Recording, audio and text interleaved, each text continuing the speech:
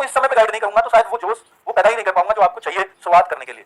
ठीक है, तो फ्रेशर बच्चा इसलिए लिखा है मैंने। फ्रेशर बच्चा, कुछ बच्चे ऐसे होंगे जो बहुत दिन तक पढ़ाई छोड़ चुके होंगे और तब वो ग्रुप डी की तरफ आए होंगे, ऐसे भी हो सकते हैं। तो वो तो एक आस यहाँ भी कर रहे होंगे तो क्या वैकेंसी बढ़ेंगी बाद में तो हमारा आए नंबर, और ना बढ़े तो हम छोड़े से, तो ऐसी भी उनको संभावना होती है। बेटा मैं एक बात उनसे कहना चाहूंगा जो फ्रेशर है इस बार और जिन्होंने बहुत दिन से चीजों के टच में नहीं है, तो मैं एक बात बोलता हूँ कि सबसे ज्यादा बच्चा ऐसा मैथ्स में डरेगा, ना रीजनिंग में डरता है ना जीएस में डरता है, क्योंकि उसको पता रीजनिंग सबको समझ आती है और जीएस को सब एक जैसे करते हैं।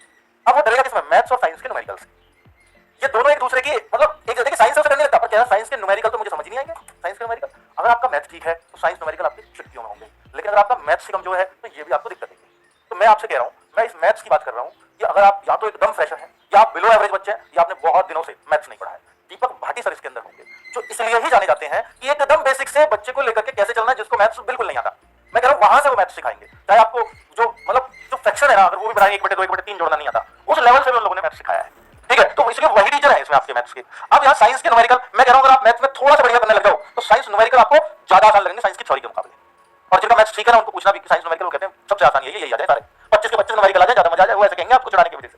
ठीक है, और ऐसा होता भी उनको लगते भी है। और जब आपका मैथ्स अच्छा होने लगेगा ना तो ये अपने आप ही चीज बहुत आसान हो जाएगी। और साइंस तो बेसिक साइंस वही है जो आप एनसीईआरटी में पढ़ते हो, उनको टीचर्स दे रहा हूं ताकि एक्सपीरियंस टीचर्स, ताकि उनसे आप पढ़ के और वो चीज बहुत आसान बना सको। दूसरा, कोर्स कितने महीनों में पूरा होगा ये भी आपके मन में होगा, तो मैं आपको कह रहा हूं भाई आप कम से कम वैसे तो 3 महीने में करवा दूं, पर इसमें बहुत फ्रेशर बच्चा भी है तो इसलिए बेसिक से लेना पड़ेगा, तो आपको समय देना पड़ेगा। तो 4 मंथ तो लगने चाहिए, मतलब अगर बेसिक से हम एकदम धीरे धीरे चीजों को लेकर चलते हैं ताकि आपके दिमाग में भर जाए। ठीक है, तो हम कराने को 3 में भी करा देंगे, पर वो भागदौड़ नहीं करना है मुझे इस बैच में, क्योंकि बहुत बेसिक बच्चा, बिलो एवरेज बच्चा होता है इसके अंदर। कोर्स की वैलिडिटी कब तक होगी? कोर्स की वैलिडिटी बच्चों इसको हम रखते हैं कि भाई आपके ऐप पे जब कोर्स आ जाएगा एक बार पेमेंट करने के बाद, तो हम टिल एग्जाम वैलिडिटी रखते हैं। अब ये टिल एग्जाम क्या है सर? 1 साल ही रख दो भाई, मैं 1 साल रख दूं, 2019 में मान लीजिए वैकेंसी आई और 22 में एग्जाम हुआ, तो फिर तो मुझे 1 साल रखता, तो फिर क्या, फिर 2 साल, फिर उसे बढ़ाओ 3 साल, तो वो थोड़ी सी दिक्कत आप लोगों के लिए बढ़ानी पड़ती है फिर में। तो इसको हमने फिर एक तरीका निकाला, वो ये एग्जाम जब तक बच्चा एग्जाम तक ही तो पढ़ेगा, तो भी एग्जाम 8 महीने में हो, 10 महीने में हो, 1 साल में हो, 5 साल में हो, 3 साल में हो, मतलब कहने की बात है कि 5 साल कभी से घबरा जाओ, तो टिल एग्जाम जब तक भी आपका एग्जाम तसल्लीपूर्वक नहीं हो जाता भाई तब तक की कोर्स की वैलिडिटी रहेगी। ये हमारा हर किसी में रूल है। क्या वैकेंसी बाद में बढ़ेंगी? तो भाई देखो, अगर आप इस भरोसे पर फॉर्म भर रहे हो कि वैकेंसी बाद में बढ़ जाएंगी तो मैं फॉर्म भर दूं, नहीं। आपको अगर लगता है कि मैं ग्रुप डी, अगर मुझे कहीं की नौकरी चाहिए तो मैं ग्रुप डी में ले सकता हूं, तो फॉर्म भरो और एक पॉजिटिव माइंडसेट से तैयारी करो, तो ही ये नौकरी ले पाओगे। क्योंकि डेडिकेशन इसमें भी चाहिए। कभी ये सोचो, देखो आप कहते हो सर डेडिकेशन जैसी चीज तो, समर्पण जैसी चीज तो आईएएस वगैरह होती है, तो भाई आईएएस में उस लेवल का बच्चा था वो, आप हो सकता है आपका ये नौकरी लेने में भारी पड़े, तो आपको यहां भी सेम डेडिकेशन चाहिए होगा। ठीक है, तो समर्पण हर नौकरी में बराबर ही है, तभी वो नौकरी मिलती है।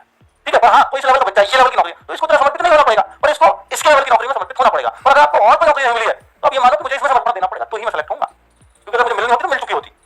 ठीक है, तो ये मैं आपको देखो झकझोर करने वाली बातें बताता हूं, बाकी आपको लगे जैसी भी वैकेंसीज बढ़ेंगी या नहीं इस बात को कोई नहीं जानता, पर उम्मीद यही है कि बढ़ेंगी।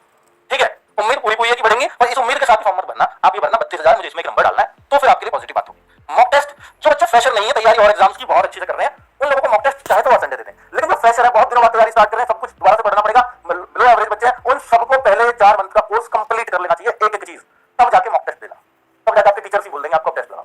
ठीक है, तो मैं आपको ये सिंपल सलाह दे रहा हूं, ये बैच है बच्चों रफ्तार 2.0 जिसकी फीस 849 है। अगर D20 ग्रुप डी की वजह से D20 कूपन कोड लगाओगे 680 रुपए फीस है, लेकिन 5 के बाद, 5 फेब के बाद, ये 5 फेब तक ही ये कूपन कोड वैलिड होगा, इसके बाद ये फीस यही देनी होगी आपको। अब आप इसको क्या हो 499 500, भाई साहब ये अब जिन्होंने खरीद लिया है, जितने बच्चे हजारों हजार बच्चे इसमें एंटर हो चुके हैं, क्या उनके साथ धोखा नहीं होगा? तो भाई ये पॉसिबल ही नहीं है, इसलिए कहना बंद करो, बस ये कहना कि हमारा बैच शानदार हो, टीचर्स बहुत शानदार पढ़ा, हमारी नौकरी लग जाए, और नौकरी लग जाए तो 680 रुपए आपके 50,000 के सामने कुछ नहीं होंगे, और नहीं लगे तो भारी पड़ेंगे, इसमें कोई शक नहीं है।